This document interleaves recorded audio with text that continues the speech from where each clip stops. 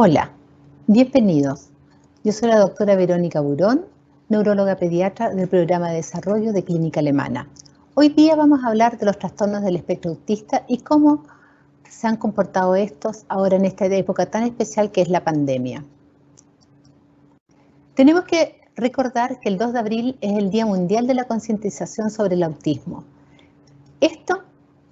La Asamblea General de las Naciones Unidas en el 2007 instauró este día, y especialmente para poder mejorar la calidad de vida de las personas que son portadoras de un trastorno del espectro autista y promover su inclusión. En el año 20 y 21 el foco de esto está en lo que es la educación y el empleo.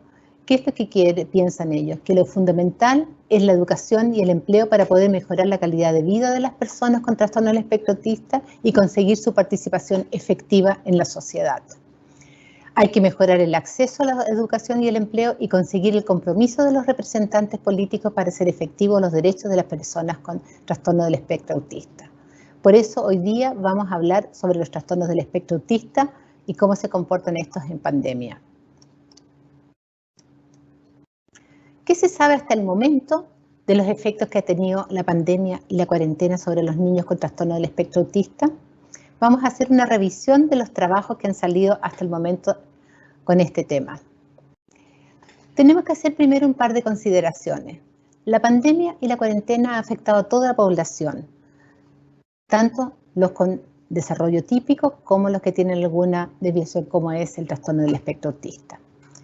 El cierre de los colegios ha afectado la salud mental de todos los niños y dadas las características clínicas de los niños que tienen un trastorno del espectro autista, estos teóricamente al menos son más susceptibles de verse afectados por esta pandemia. Por ello tenemos que recordar muy corto cuáles son las características de los niños con trastorno del espectro autista.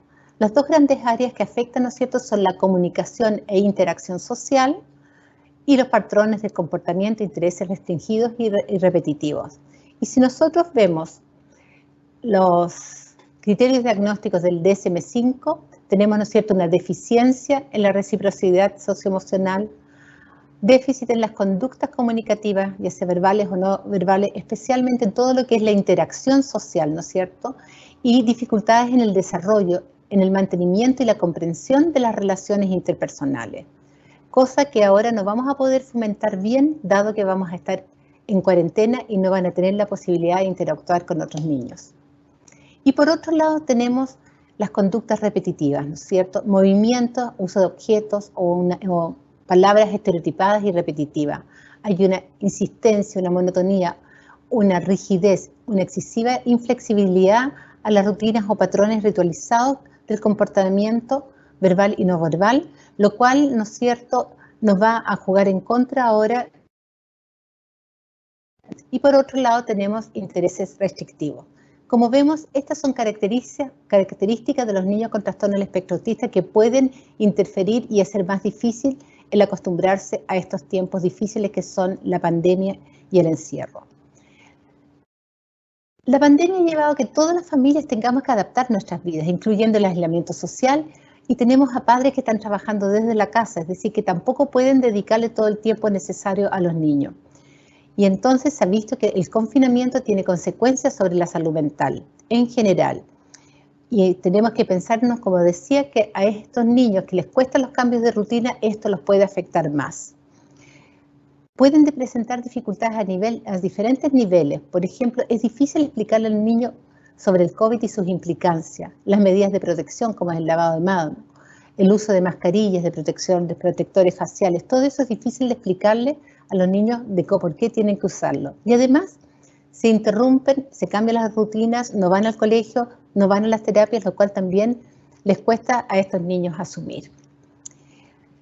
Se ha visto, ¿no es cierto?, que la cuarentena y el encierro aumenta la disregulación de muchos niños y especialmente aquellos que son portadores de TEA.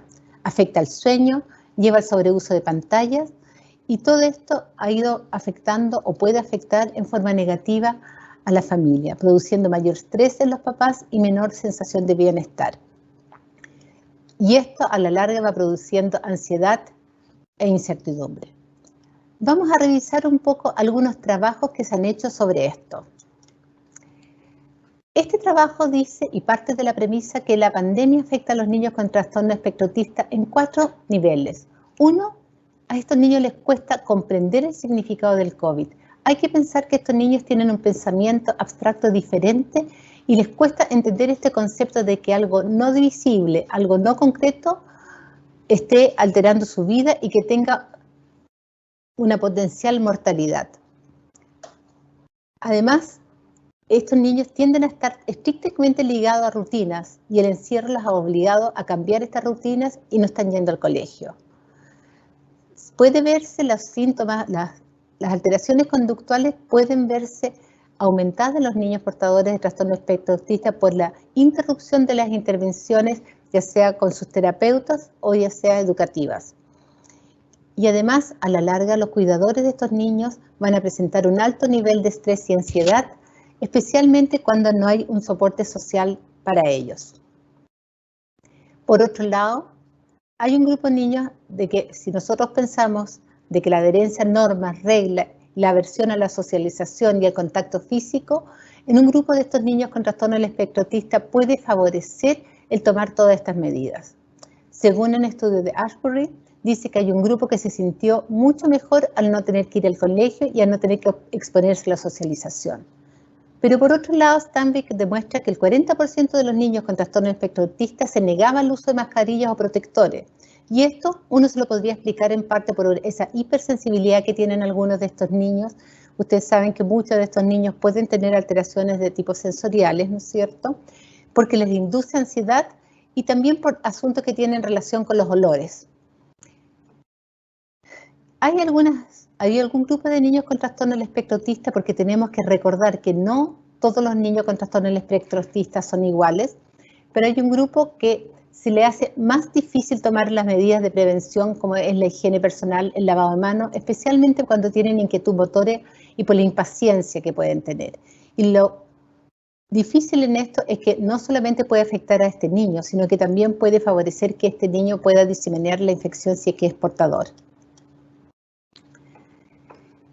En este estudio, ¿qué es lo que se vio? Que en relación a los cambios conductuales, los padres reportan un deterioro en la comunicación, un aumento en las estereotipías, mayor agresividad, cambios en el apetito, aparición o exacerbación de tics. Dentro de todas estas escalas utilizadas, lo más frecuentemente observado en cuanto a las conductas fueron irritabilidad y dificultades en lo social, y un aumento en las estereotipías y hiperactividad, a veces también con lenguaje inapropiado y autoagresiones. En muchos de estos trabajos también se nombra que se puede alterar el sueño. Según este trabajo, 1/3 de los niños tenían más, los problemas conductuales eran más intensos y el 40% eran más frecuentes. ¿Y qué pasaba con los papás de estos niños? Cuando se evalúan con diferentes escalas, las escalas de ansiedad, ven que en el periodo de pandemia la gran mayoría de los papás tenían algún grado de ansiedad, en un 29% solamente leve, pero pudiendo llegar a un 25% en lo severo, lo cual fue significativo solamente para el periodo de pandemia y no lo presentaban prepandemia. Stankovich también encontró emociones negativas en los padres, como por ejemplo sensación de impotencia o esa necesidad de soporte que no tienen en este tiempo. Ahora vamos a ver aquí un estudio italiano en el cual hace encuesta a 527 padres con niños con trastorno del espectro autista para evaluar el impacto psicosocial y conductual. La mayoría tenía hermanos y 1/3 tenía un lenguaje fluido. ¿Qué vieron? Los niños con problemas conductuales previos tenían 2,16 veces más probabilidad de tener mayor intensidad en los problemas de conducta, y la preexistencia de problemas conductuales aumentaba en 1,67 veces la probabilidad de tener más problemas de conducta. Y, por otro lado, el no recibir un apoyo durante todo este periodo de emergencia, es decir, cuando no tenemos un terapeuta, no tenemos un apoyo social, se correlacionaba con mayores dificultades conductuales. El 93% de las familias manifestaron algún tipo de cambio negativo, y las dificultades en el manejo eran tanto en las actividades de la vida diaria como en las actividades estructuradas.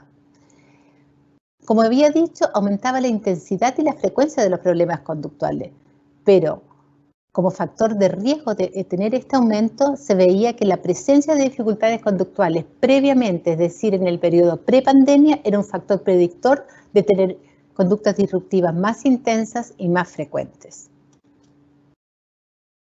Este otro estudio fue en la China y también querían ver el impacto de la pandemia en los niños con trastorno espectro autista.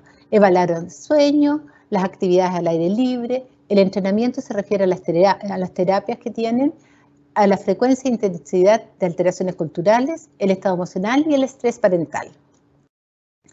¿Y qué es lo que encontraron? El 50% de los niños más o menos tenía problemas del sueño y estos eran más frecuentemente para conciliar el sueño, pero también podían ser despertares nocturnos o desvelo.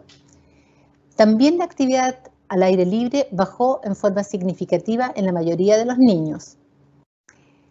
¿Y qué vieron? Según los papás, hubo una mejoría en ciertas habilidades, en las habilidades cognitivas en un 45% y en la comprensión del lenguaje un 40% y en el lenguaje expresivo un 38%. Es decir, los padres consideraban que durante este periodo de confinamiento los niños mejoraron ciertas habilidades cognitivas y lenguaje. Y las habilidades que más empeoraron en este periodo fueron el área social y emocional.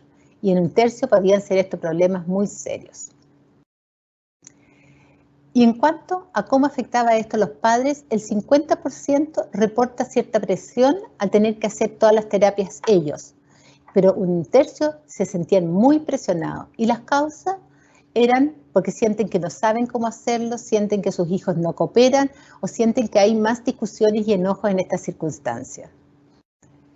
Pero a pesar de todo esto, el 81% de los papás no tenía síntomas de ansiedad en las escalas. Aquí quiero presentarles un estudio francés que es bastante peculiar. En primer lugar, lo que quiere hacer es analizar los cambios que se producen y ver los factores que podrían ser protectores o exacerbantes, ¿no es cierto?, de las dificultades que pueden tener estos niños durante la pandemia. Analiza el sueño, la nutrición, la comunicación, las conductas y las conductas estereotipadas. Y investigando los posibles factores protectores ven edad, severidad de los síntomas autistas, factores sociodemográficos, condiciones de vida y la continuidad o no de las intervenciones terapéuticas. Lo interesante de este estudio es que la muestra es de una cohorte que se llama cohorte Elena, que es un estudio multicéntrico francés que ya estaba corriendo de niños de 2 a 16 años y que los iban a seguir por 6 años. Es decir, estos niños ya tenían una buena evaluación previa con todo tipo de escalas para ver cómo estaban en relación a sus síntomas autistas, al grado de compromiso, etc. Entonces se analizaron los 240 niños que respondieron la encuesta, obviamente la encuesta la respondían los papás, y se analizaron con diferentes escalas. Se analizó, por un lado, el ambiente familiar, el estado profesional de los papás. No se refiere solamente si tienen o no una profesión, sino que si estaban trabajando, si estaban cesantes, si tenían que hacer teletrabajo. También el nivel de información que tenía la familia y los padres del COVID, y el estado del niño viendo la salud, las intervenciones educativas, etc. Y se hicieron diferentes encuestas. ¿Y qué encontraron? Voy a redondear los números, ¿no es cierto? Que en la mitad hubo cambios del sueño, en la mitad hubieron cambios conductuales y en la mitad también hubieron mayores estereotipías. En general, cuando había un cambio, la gran mayoría presentaba cambios hacia lo negativo, como lo ven en el gráfico de al lado, salvo en las habilidades de comunicación, en que reportaban un 28,8% de progresión en la comunicación y un 14% refería una regresión al respecto. En la parte de la alimentación, solamente un quinto de los niños presentaba un empeoramiento y un 64,4% de los padres reportaban que había un aumento en los trastornos de conducta y de disregulación en estos niños. Ya. ¿Qué vieron? Que aquellos niños que eran menores o que tenían menor severidad de autismo o que había una familia monoparental, en esos niños se vio una mayor mejoría en el sueño. Y en general, al tomar todos los factores de riesgo o protectores, vieron que los que más impactaban era la edad, la severidad de los síntomas del trastorno del espectro autista, el tener una familia monoparental, habilidades de la vida diaria y continuidad en las intervenciones. Las condiciones de vida parecían no influir tanto en los cambios conductuales que tenían estos niños con trastorno de espectro autista durante la pandemia.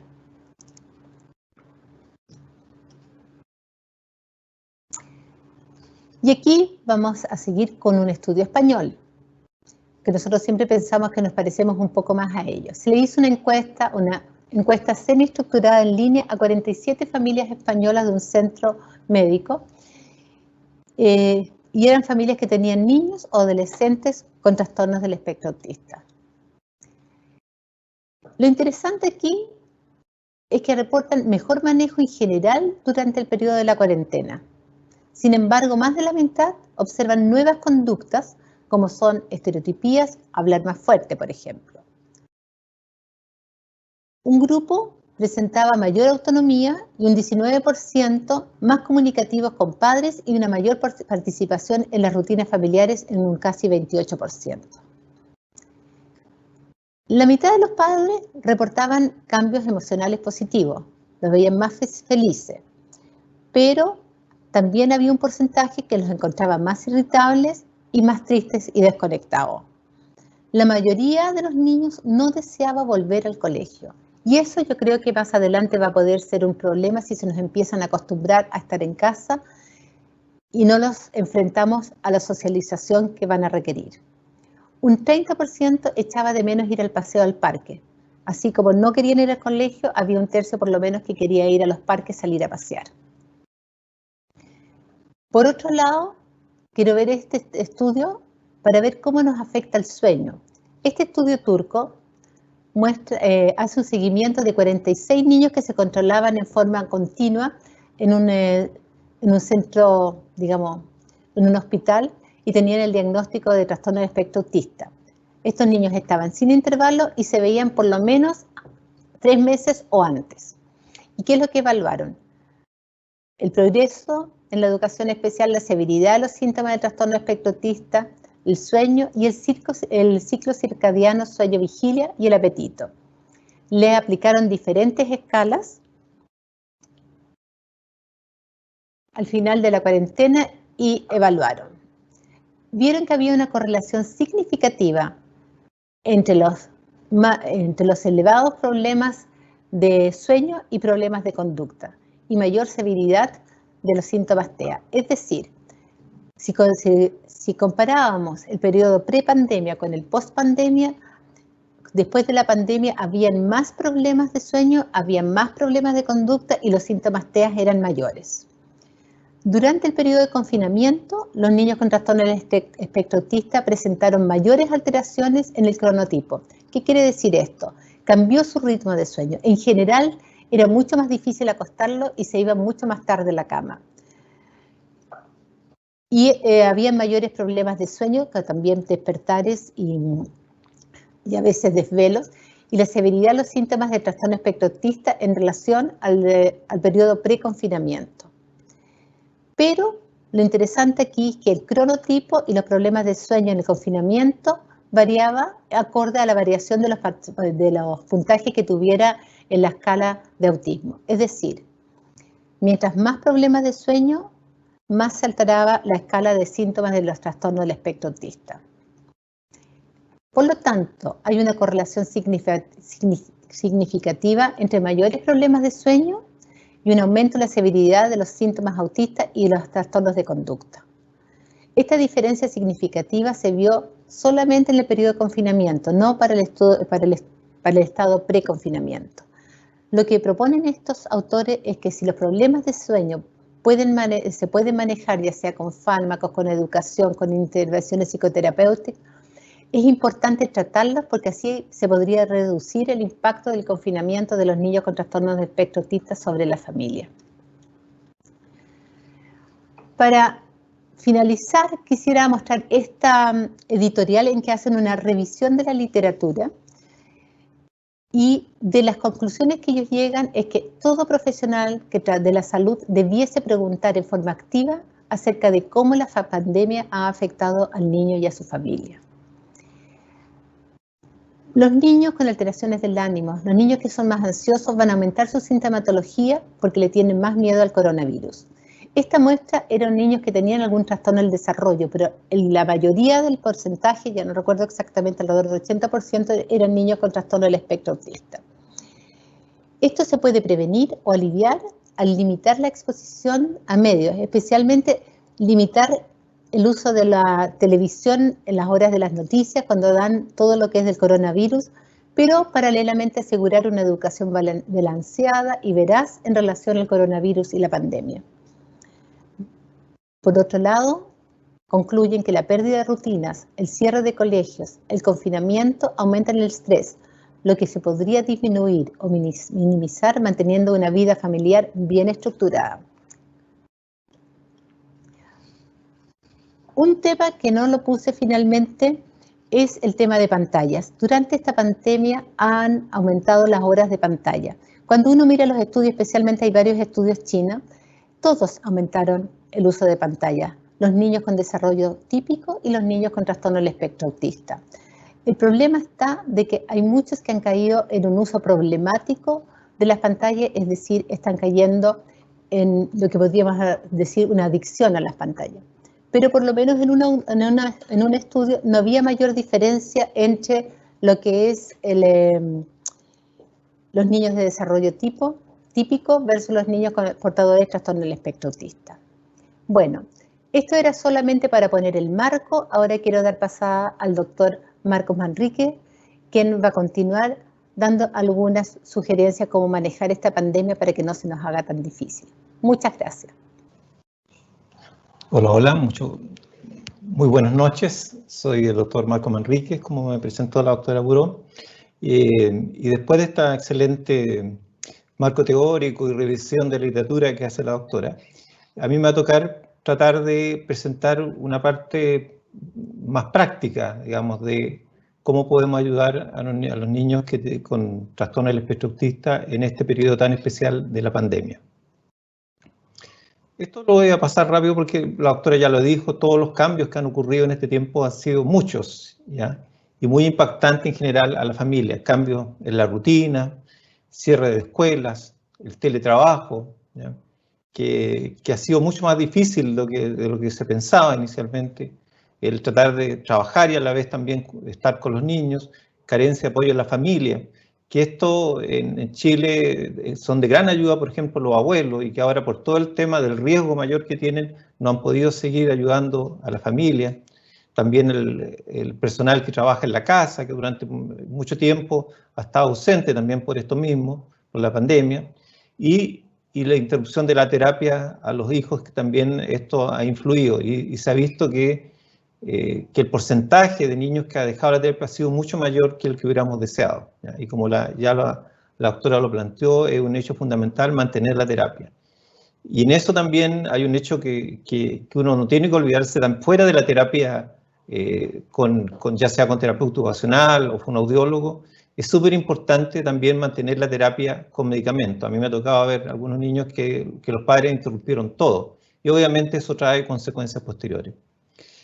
Es importante también para los padres que frente a todos estos cambios y este estrés que hay por la pandemia, han estado muy ansiosos, ¿ya? Con mucha exigencia, improvisando muchas actividades que antes eran distintas. Entonces eso lleva a que los papás tienen que tratar de también de estar conectados con lo que a ellos les pasa y qué tan tensos están cuando hablan con sus hijos. Por eso es importante que los papás, antes de hablar con los hijos, preparen bien lo que le van a decir, traten de relajarse, ocupen todas las técnicas que sepan para que le ayuden a estar más tranquila, para tratar que la conversación uno no transmita la ansiedad que uno puede tener frente a los niños. También hay que tener presente que no existen los papás perfectos, ¿ya? y uno como papá hace lo mejor que puede, y siempre lo que hagamos, lo que decidamos con nuestros hijos va a ser en su bien. Si en algún momento, por todas estas situaciones que han ocurrido, los papás se sienten en alguna medida muy estresados o de ánimo alterado, que uno no debe dudar en consultar, porque en este tiempo es un periodo que han aumentado las consultas en el área psiquiátrica. Explicar al hijo el COVID. Esto es algo que ya en alguna medida todos lo han hecho. Es súper importante adaptar cómo le vamos a explicar a cada niño. Cuando un niño más grande, verbal, uno puede explicarle en forma, dándole información ya escrita o verbal, pero cuando son niños más chicos, especialmente cuando hay problemas en la comunicación, uno ya debe usar otro apoyo, que son habitualmente técnicas como comunicación alternativa, aumentativa, donde esto también uno puede pedir ayuda a los terapeutas, que den alguna orientación o un folleto, que le ayuden a explicar a los niños qué es este cuadro y ahora con este cambio, por ejemplo, en esta nueva ola, ¿por qué ya hemos vuelto al colegio, volvimos una semana y estamos volviendo a la casa nuevamente como estábamos antes? Entonces, eso uno tiene que tratar de explicarlo y ojalá lo más simple posible y de acuerdo a cada niño, ¿ya? Acá hay algunos sitios donde ustedes pueden encontrar bastantes pictogramas que pueden ustedes utilizar en la explicación que dan a su hijo de lo que es el COVID y de lo que ha ocurrido también ahora con nuestros nuevos cambios. Ahora vamos a hablar como el eje central de mi presentación, que es estructurar la actividad de la vida. Si queda este concepto claro, yo me doy por satisfecho con mi presentación. Ya la doctora Hugon algo planteó de esto de hacer rutinas, y esto es fundamental. En primer lugar, es muy importante generar nuevas rutinas. Esto ayuda a que los niños y adolescentes con TEA no enfrenten la improvisación y la incertidumbre que está frente a este nuevo sistema, donde ellos se levantaban y no había nada claro en el día. Eso en general es un factor que produce mucha ansiedad y estrés.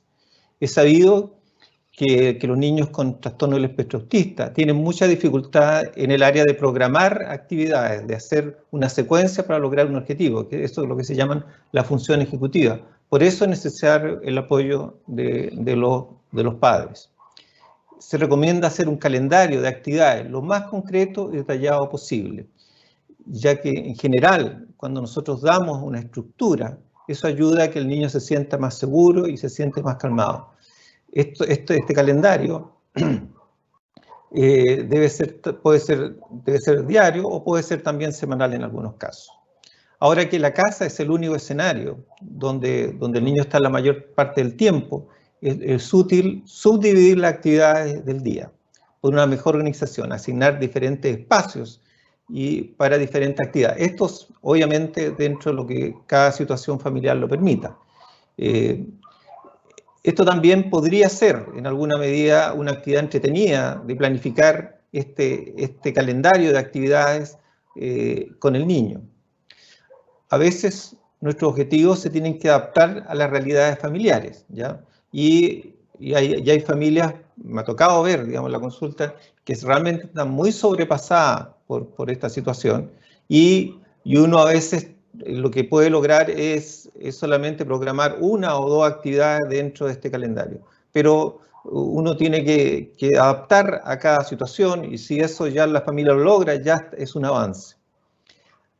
Al inicio del día es recomendable, cuando usted hagan esta agenda, este calendario, que la persona que está habitualmente con el niño, ya sea los padres o un cuidador, anticipar al niño qué va a venir en el día, ¿ya? Las actividades, a qué hora va a tomar desayuno, a qué hora va a tener clase, a qué hora va a tener que hacer las tareas. Eso es súper importante, tratarle de que el niño sepa qué tiene que hacer y en qué momento.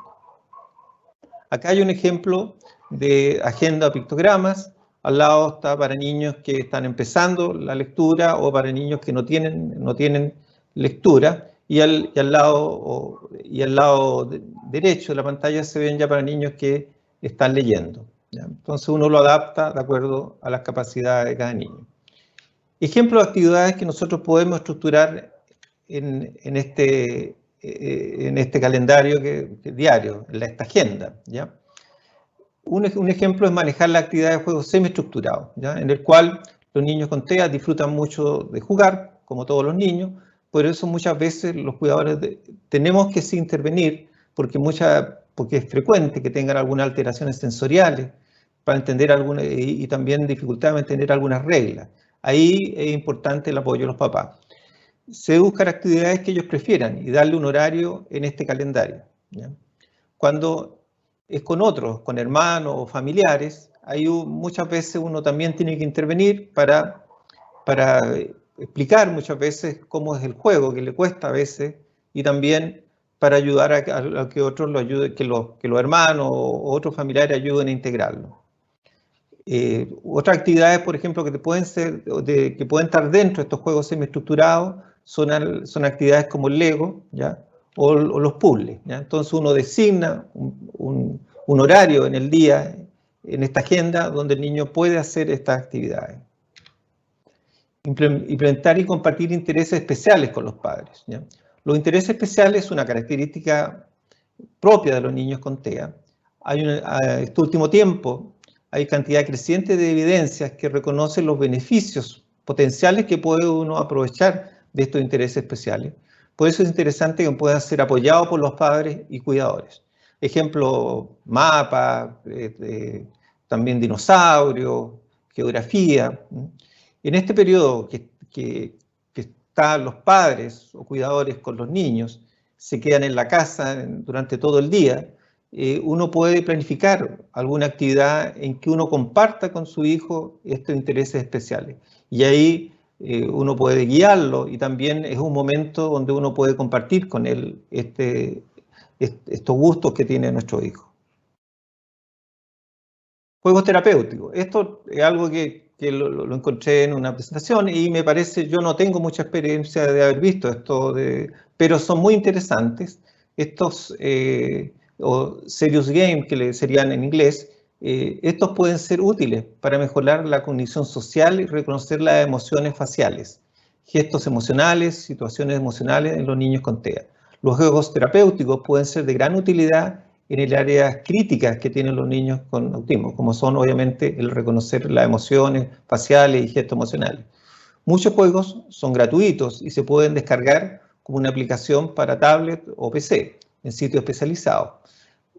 Y esto podría ser una gran alternativa dentro de esta agenda, de darle un tiempo, un periodo, un horario a este tipo de juegos. La gracia de esto es que son juegos parecidos a los juegos de videos, ¿ya? Donde el niño va ganando etapas, gana premios, va avanzando, entonces son muy entretenidos. Entonces el niño a través del juego va aprendiendo cosas que son muy útiles de acuerdo a sus dificultades. Aquí están ejemplos de dos lugares donde ustedes podrían revisar y aprender y saber algo más y cómo acceder a estas alternativas gratis que existen también de estos juegos. Establecer límites claros sobre cuándo se puede utilizar la tecnología y el horario es un gran tema. Las pantallas en las circunstancias actuales son necesarias y muchas de las cosas que hacemos diariamente las obtenemos a través de ellas. Y esto usando tanto teléfonos, computadores u otros medios. Los videojuegos, ¿ya? Internet son extremadamente atractivos para los niños con TEA, pero podrían convertirse, y para todos los niños también actualmente, intereses absorbentes, especialmente en este periodo en que los niños están más en casa, ¿ya? Y nos ha tocado ver a todos este último tiempo que los horarios, que la cantidad de horas que juegan los niños es impresionante. Así, 5 horas no es nada, hay unos que juegan 10 horas. Entonces, realmente esta es como una pandemia oculta, el tema del exceso de juegos de video en este periodo que nos ha tocado vivir tan difícil. Es difícil, probablemente, para evitar que el niño juegue en computador, en pantalla, digamos. pero esto debe uno hacer el esfuerzo, porque esto sea por lo menos cuando los papás estén en la casa, ¿ya? Y esto establecer un límite horario, ¿ya? Dentro de esta agenda darle un horario, que el niño sepa que tiene ese horario, ¿ya? Y esto también es importante que el papá también esté familiarizado con aplicaciones que permitan limitar el acceso a ciertos contenidos que no sean adecuados para los niños. Entonces, como norma, entonces siempre esto debe ocurrir cuando los papás estén y uno saber un poco lo que están viendo los niños. También uno puede utilizar este interés de los niños por estos juegos y lo puede usar también como, puede darse un tiempo los papás o cuidadores para jugar con los niños, ¿ya? Y este puede ser una actividad también que puede tener ya un sentido más social. También no hay que olvidarse que muchos niños, a través de los juegos, es la vía como se comunican con los compañeros, ¿ya? Porque es habitual que jueguen con los compañeros de su curso. Y uno ve que también, si bien esta interacción que logran muchas veces los niños con TEA a través del juego, no es la misma que uno logra estando en clases presenciales y que no se extrapola a realmente una relación en el área cuando están en lo presencial, pero sí es un logro porque muchas veces es la única forma que ellos conversan más con los compañeros. Dejar tiempo libre también es importante, ¿ya? Los niños con TEA, igual que todos, necesitamos nuestros espacios como de no hacer nada, ¿ya?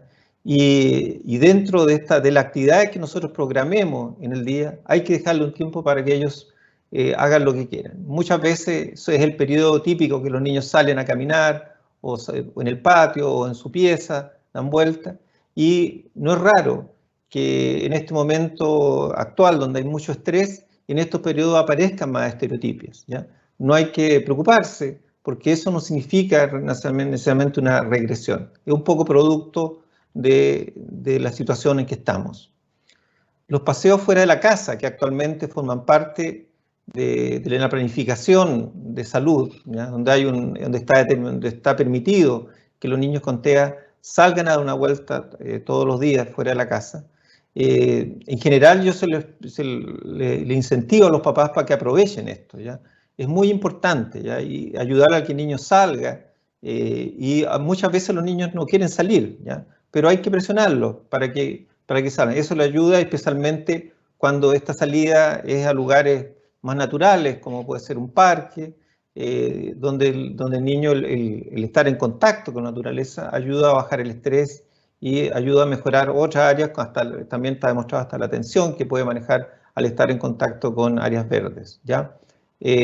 También esto tiene problemas, porque a veces sabemos que si es llevado al parque, los papás me han contado, bueno, pero ahí justo están los juegos y no se pueden ocupar. Bueno, pero son situaciones que uno puede ir regulando y tratar de ir a otro lugar donde no sean los juegos que el niño acostumbrado a ir, ¿ya? Entonces ahí uno puede administrar, pero es importante que esta actividad se aproveche. Otras actividades que se pueden programar son escuchar cuentos, escuchar música, leer libros, eso de acuerdo al interés de cada uno, uno va en esta agenda armando los distintos horarios. Puede ser también dibujar, actividades físicas. Actualmente también a través de distintos sitios de internet donde hay profesores que te hacen actividad física. Esto idealmente que lo haga el niño con los familiares, así es difícil motivar al niño solo. Habitualmente los padres deberían participar y ojalá toda la familia. También uno puede dar un espacio para hablar y conversar de lo que está pasando, de las preocupaciones que ellos tengan, ¿ya? Y eso con el niño y con toda la familia. Continúe trabajando para lograr metas. Uno, a pesar de todos estos cambios y lo muy difícil que ha resultado mantener las intervenciones de ayuda, pues es conveniente no interrumpir, que en este tiempo se han interrumpido, digamos. Es conveniente, sí, igual ir manteniendo ciertas metas, ¿ya? Estas metas lo ideal es que sean pequeños, que uno persiga como papá pequeños logros, y estos poco a poco ir avanzando en el tiempo. Lo que se debe tratar de que aprenda en este periodo es sin duda a lavarse las manos, practicar el distanciamiento social. También es un tema también el de la mascarilla, donde como en general el aprendizaje uno se parte generalmente con pequeños tiempos de uso, ¿ya? Y de habituación a la mascarilla, y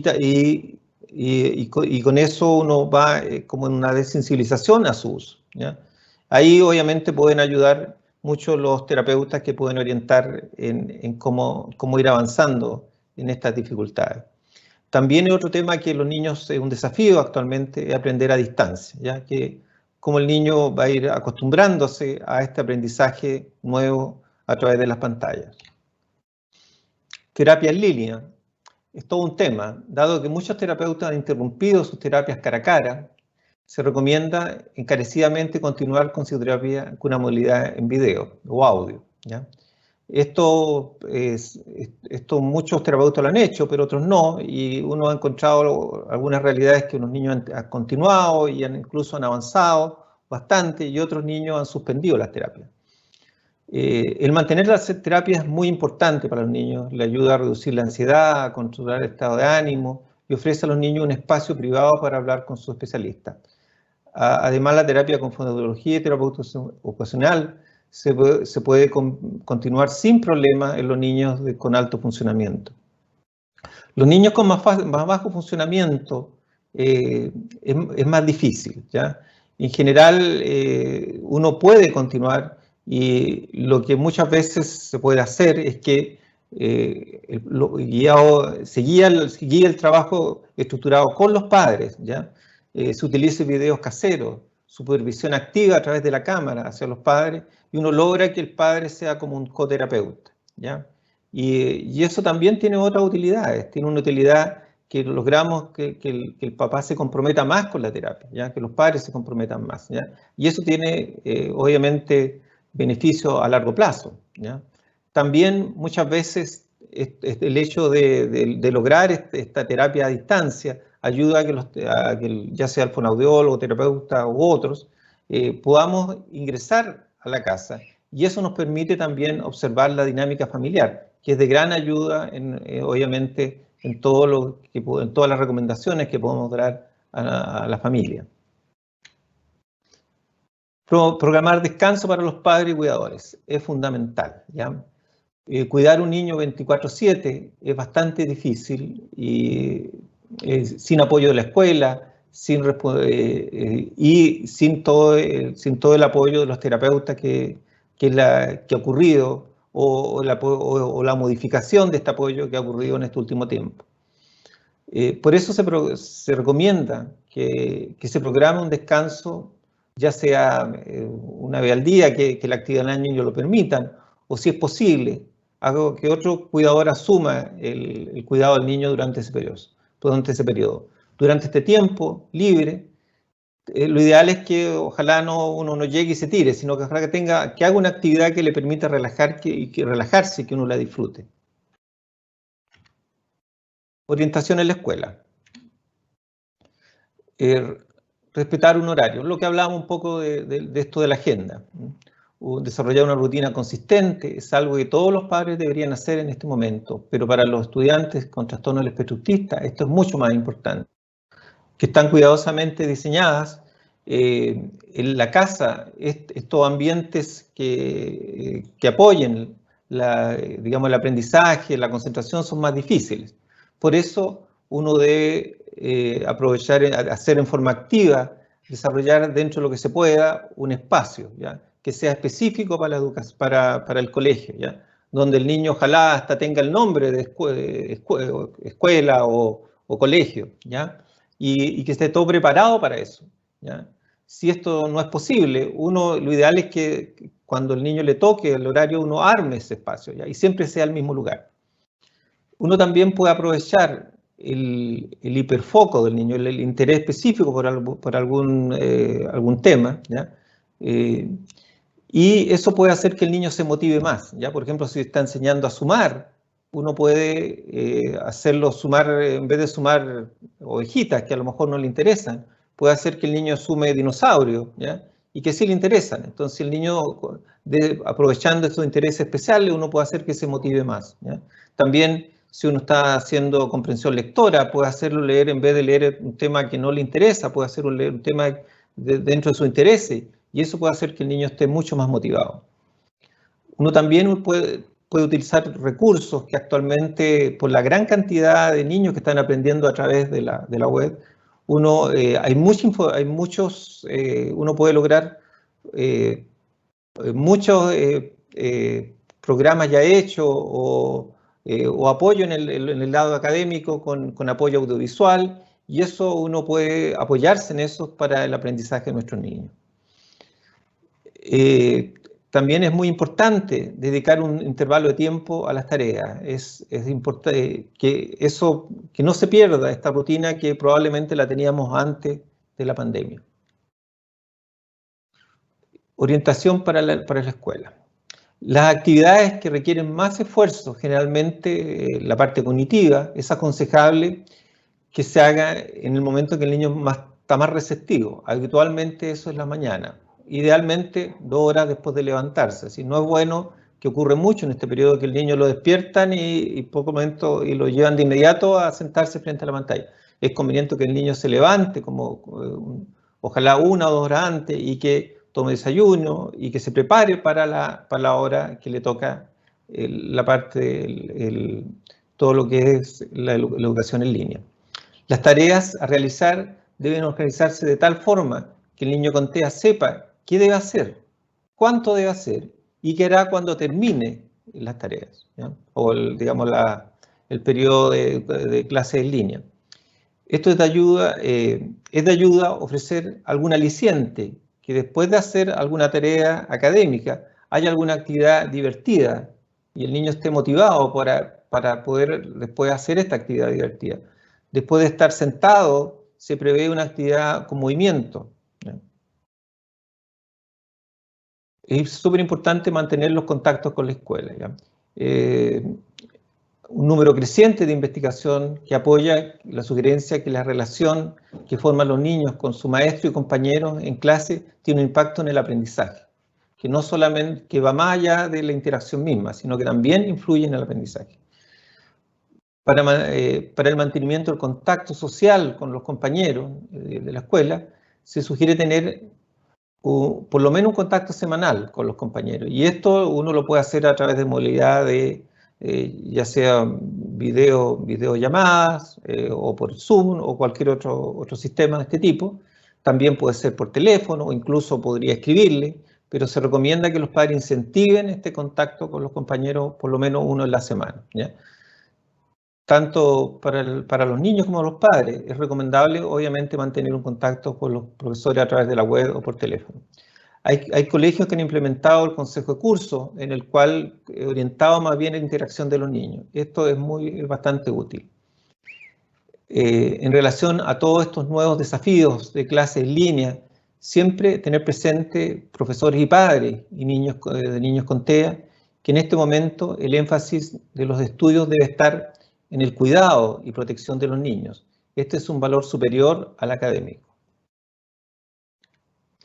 Quería hacer un comentario un poco apoyándome en lo que conversó la doctora Burón. También es una publicación en el cual plantean de que es verdad, hay trabajos que muestran que mejoran los niños, otros que han mejorado incluso con la pandemia, y otros, la gran mayoría muestra que no tanto, pero no cabe duda que hay niños, especialmente los de alto funcionamiento, a mí me ha tocado en lo particular ver algunos, que han mejorado su rendimiento en este periodo, ¿ya? Entonces, en este trabajo plantean de que los niños con trastorno del espectro autista tienen todo un plan de estudio oculto que se llama, que lo llaman ellos, que es todo lo que ellos fuera de lo académico tienen que enfrentar, situaciones de alteraciones sensoriales, de los problemas sensoriales al estar en la clase, situaciones de enfrentarse a la interacción con otros niños, situaciones de los cambios que hay en los colegios, que a veces que lo alteran lo poco predictivo de la actividad en los colegios. Y eso es un esfuerzo enorme que les toca hacer a los niños. por eso muchos se han sentido muy bien en el tema de la educación en la casa. Pero obviamente uno tiene que preparar a los niños para enfrentar la parte social. Entonces, esto que nos ha mostrado de la educación a distancia, la educación a través de pantalla, puede ser gran complemento para adaptación de los currículos niños. El niño podría estar, y lo ideal que esto siguiera hacia adelante después de que pase la pandemia, podría estar un periodo en el colegio para ayudarle en todo lo que es la parte social, y el resto podría hacerlo a través de distancia. Entonces eso no abre una posibilidad de una mayor flexibilidad en la parte académica. Muchas gracias a todos.